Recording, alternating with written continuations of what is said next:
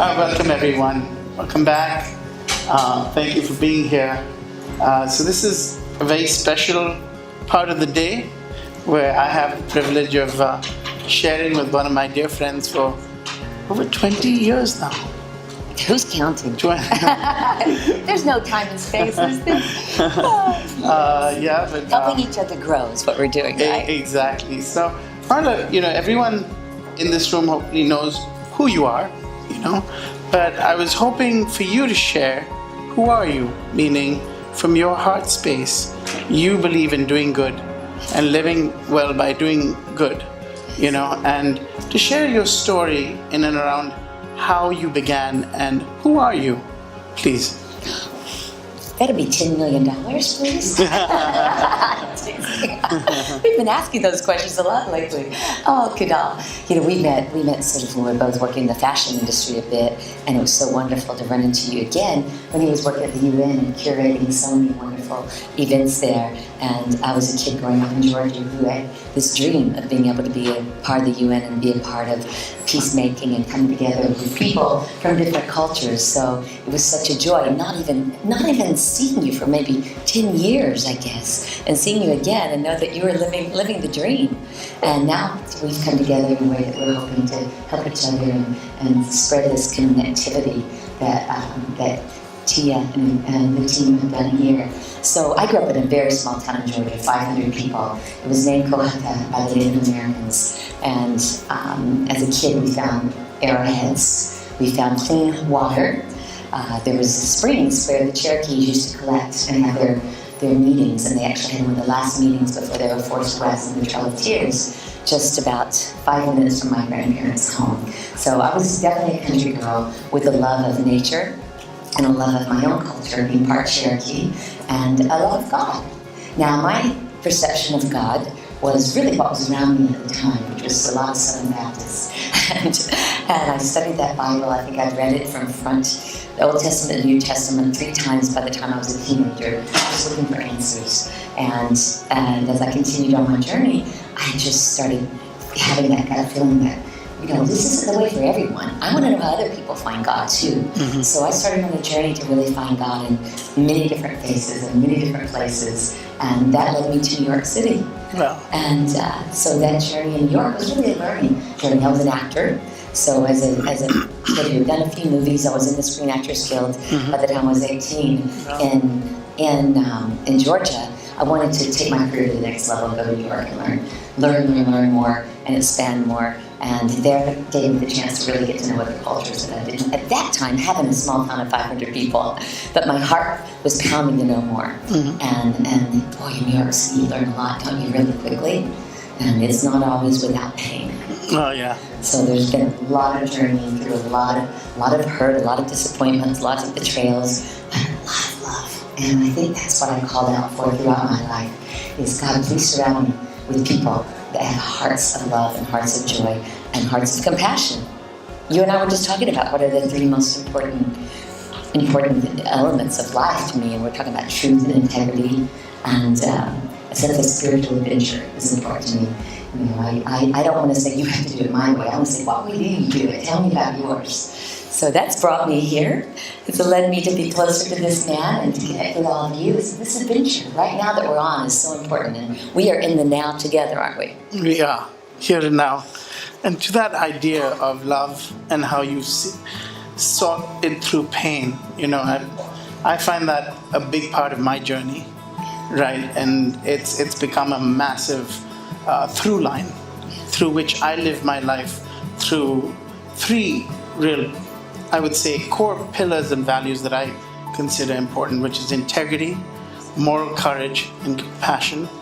And that allows me, as much as I can, to be effectively altruistic. Because sometimes, when we give, we don't give from the right place. Like, I could give from a place where I don't know why I'm giving, and then it starts to get a little murky. That's when you know the energy of especially, I'll give you a good example. Like, if I met you 20 years ago, and I asked you for something and I didn't know what I wanted, you would pick up on my energy because you're very sensitive to that, right? You're extraordinarily sensitive to energy. And over the years, as you really evolved and become an extraordinary human being in my mind's eye, and also through the work that you're doing now in the world. I'd love for you to share some of the extraordinary things that you hold closest to you, and why. Why is it that you started on this journey? And how can we support you? And also just share a small story that matters to you the most. That's a big one. I just feel very blessed. I love connecting to people soul to soul and trying to inspire. And if I see someone sad, I live in New York and I do have a lot of empathy, and I feel people, and I have to sometimes protect. We sometimes have to protect ourselves, but yet our hearts are pouring out. You're all doing such incredible work. Our hearts pour out to help, and sometimes I'll just sit down with a kid that's homeless and have a conversation. And the next thing you know, I'll sit down, then another girl comes in, then another guy, and I watch these conversations develop just through not making a plan, but just through being alive and being present. So I think even as a child, I love how you appreciate what I've become. I'm just becoming every day, and I feel like I was blessed to kind of have the same spirit as a kid. And maybe the world got to know me in a different way, but I'm still a listening kid inside. And I think it's so important to still tap into who we are when we were young. And I do a lot of that work of going back into the little child within me and comforting her. My parents were wonderful, but yet they had a horrible divorce when I was a teen. And that's painful. Most all of us have gone through it. And there was some family abuse, not with my parents, but other outside folks, and I watched some people suffering in the early age, but it taught me such a level of compassion. So now what I try to do is just one-on-one. If I feel someone, I want to go to them and say, what can I do? How can I help? How can I serve? And how can we embrace it? Because it's not just enough to give. As you know, we need to teach them how to share back. And I've had family that sometimes is a little difficult in that way. They're like, why are you not giving me more? I'm like, I'll give you my heart and soul. But I want to help you find your path. So that's what I love, is helping people find their own path. And I appreciate having people like Kunal saying, how do we take Marla and turn that into something? I love sharing with music. As you know, I write a lot of music. I was fortunate enough to do an album with Deepak Chopra, the Dalai Lama, Reverend Michael Beck. So many people, like you've literally covered the gamut. But that was a moment in time where I said, God, please, as I woke up in the morning, how can I fulfill the mission and purpose I came with? And I kept asking, and this morning in particular, I woke up with all these lyrics. And I was like, okay, this is beautiful poetry, thank you. I said, it sounds like the lyrics to a song. And I called up a composer friend of mine, and he sends me the most magical music, and I said, this is exactly the way I feel these lyrics from my heart. And we recorded a song together, came to LA. Next thing I know, we go to Antigua, and we do an entire album in the English Harbor. And in this little sweaty place, we bring in a rapper. It's a chill out, sort of a spiritual chill out album. And we got, like I said, we got a lot of thought leaders to come on board with us. And I was talking to Deepak about the album. He goes, let's do something. And I said, I want it to be in clubs, but I want people to meditate with it. I want to get them to dance, but I want them to feel. And he says, let's do it and call it Rapture. And I went, Rapture? Maybe we should get a rapper. And we actually found a rapper in Antigua that came in and channeled this whole, like, Mother Mary, Jesus. Everything was coming so powerfully for a song called The House of Love. And Deepak had just done a new translation of Rumi for The House of Love. So that became our song, and it was nominated and won Best New Age Ambient Song at the Hollywood Music and Media Awards. Wow. They didn't know that. So sweet. So I started singing in choir. My dad was a choir director, and here I am now hanging out with the Deepaks and Michael Beckwiths and Sikhs and Native Americans and doing music, which is so good for the soul. Yeah. Yes. It's interesting. This summit, this conference is from Hollywood to Harvard, or Harvard to Hollywood, I don't remember which, maybe both, some back and forth, hopefully. And the high tech to high touch. And you've managed to have both, a lot of high tech and high touch in your life. And what seems to be a really prominent ideal that you hold dear to you is the idea of following your heart. Yes. And always shining the light, on people, on the endeavors that you pursue. I'd love for you to share, what are some of those endeavors that are closest to you right now, and how can this audience support you, in ways that, because just like you said, I agree with you, you're teaching me the lesson in life of how not only to give, but to take and receive, and to build the circle of reciprocity. And that's a gift for me, because I've really found it hard to take. Yeah. I pride myself on, like yesterday, first time in my life, I went Dutch with 5 people. That was pretty special. And for me, it's special because I like to give, but there is a way in which you're very cognizant and conscientious to show and streamline balance. And I think that's something that I'd love for you to help us do with you, because you're giving of your time, of your talent, of your voice. You were very kind. In fact, you drove me down here. This is a true story, because I lost my wallet, believe it or not. It's at home, but it's lost. So it's lost in a safe way. We're trusting it's where it needs to be, where the lessons he needed. Exactly. Right? And I was like, I have no idea what this lesson is, to leave my wallet behind. And then on the way here, I got even more flabbergasted, because after I misbehaved and she gave me her credit card. She said, honey, get the petrol. I had an extra credit card with me. I keep one. And I got the petrol, and she was like, oh my God, what did you do? And because I didn't know her zip code number, so I was like, I'll just try my card and hopefully it works, so that I'm not a fish out of water all weekend. And then I literally thought I lost my other wallet. A little panic started as we were driving off.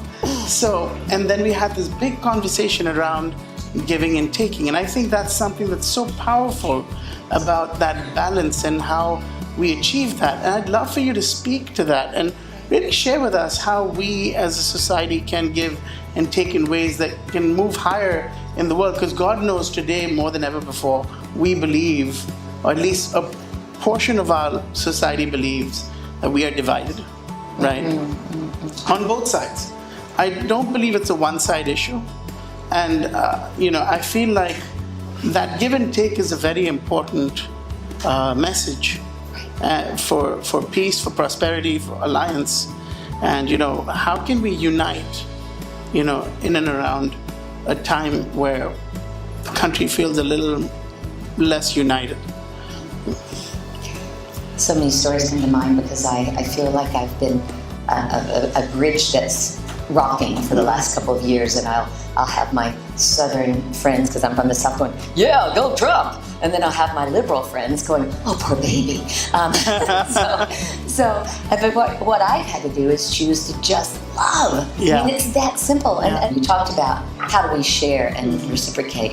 I've been a student at the Kabbalah Center for about 20 years, and I learned a simple thing called bread of shame. Have you ever heard of that? Mm-hmm. So it's, even with our kids, it's really important that we don't give more than they can give back. So finding that balance, because you, my dear, blood, sweat, and tears, give. And there's a lot of people that we said, now you have to really ask who's meant to be there and who's not. You know inside yourself who is allowing the circuitry to flow within you, and maybe some that aren't. But that's really for you to know. That's not for me to tell you. And we all have to make those choices on who we do let in and create the flow. Yeah. So that's something I think it takes meditating. It takes taking time to sit, feel, hear, and be real with each other. Be right in that space with each other. And sadly, some people will disappear from our lives. But if we're here to do the work we're going to do, we have to let them, because we can't be brought down. Now's a very important time for us to all be in our highest selves. Mm-hmm. and we can't let folks that are angry pull us down to that energy. We can't let our anger pull us down. And I'll say that to people. I don't get into politics, but I will say, is your anger helping you? Is your anger helping the situation? Don't do the good. Go do the good. Don't let anything stop you from doing the good. But God, don't do it with anger. Do it because you love something. Do it because you love people. Do it because you love yourself, you love humanity, you want to shine for your kids and make them proud. So that's what we gotta do. And I know we're doing it here together. This is just a beautiful place to share. And you are the ultimate. And I just want you to, leave your wallet at home more often. Okay, so a couple of last things and then we'll die down. One, important question that I have, because you said it just now. I do believe we live in a time where we truly can be extraordinary for the right reasons. Can't blame our circumstances. I believe that, in some ways, honest to God, God bless the current president, because he has forced me to truly be extraordinary, because I'm an immigrant. And I had to get what's called the extraordinary visa. Right. You remember that story? Of course. And I'll never forget, and this is the first time I'm sharing the story, in public, but a week after, he got elected, I got a rejection for my ordinary visa, which would be an extension on my visa. And I panicked. Stressful time. Everyone was really scared in my family, except my dad, who was on the cloud, happy as can be. He was calling up his factory workers and saying, I'm bringing him home. And it was so hilarious and also so traumatic, and I was scared. But then I did start to lead from a place of faith, trust, and complete love for this country. I really love this country because I wasn't accepted in India. I would have been a statistic in India had I moved the way I had. But this country accepted me for who I was. They gave me a voice, they gave me my gifts, they honored my gifts in ways that they curated a space for me to actually find my signature strengths and then shine with them. And everyone, that's why I love this country. It's an extraordinary space where everyone trusts who you are and where you come from. They don't judge it unless you misbehave in the moment. There really are people out there, and I believe this in my soul, that America is truly the most extraordinary country on earth. I really believe that. If America could give me a voice, and you gave me a voice yesterday. I mean, you let me leave my home in peace and safety, knowing that I had nothing to give. That's the worst thing that's the worst place I could ever be in. I can't give you anything. That's the worst thing I can ever say to someone. I don't have anything to give, right? Everything. And I left in knowing that I'll be okay. And also with American Express, so never leave home. I don't know where you pulled that one out of that. Never leave home without it. They gave me 2 credit cards versus 1. So I kept one at home and one in my wallet. And the one in my wallet is at home, hopefully, and this one is here. But the beauty was I felt safe enough to take my passport, which I hate carrying around, and come here and share our gift. And you, literally have given us a gift by sharing your voice. And in that vein, I would love for you to just share one last thing that you want to leave this audience with, a gift, shall we call it. And we would really be honored to, hear that from you as the final spoken word. We're all the gifts. Yeah. We're the gifts for each other. So the best gift that I can give is to reflect who you are back to you. There's nothing that I can give that you're not immediately returning, just through contact with the eyes, contact with the spirit, contact with the heart, contact with each other. There's this invisible cord that goes between all of us, and we just have to hold it tight and hold it firm and just believe that it's always there. And I get chills when I feel that. I really do. I get a lot of chills when I can feel the interconnectedness, and I really hope we can do that beyond anything that goes on in the media or goes on in the political world, because we all have an important reason we would not be born. And we are born today, and we just have to remember that God has us here for a unique purpose. So here we are. Amen.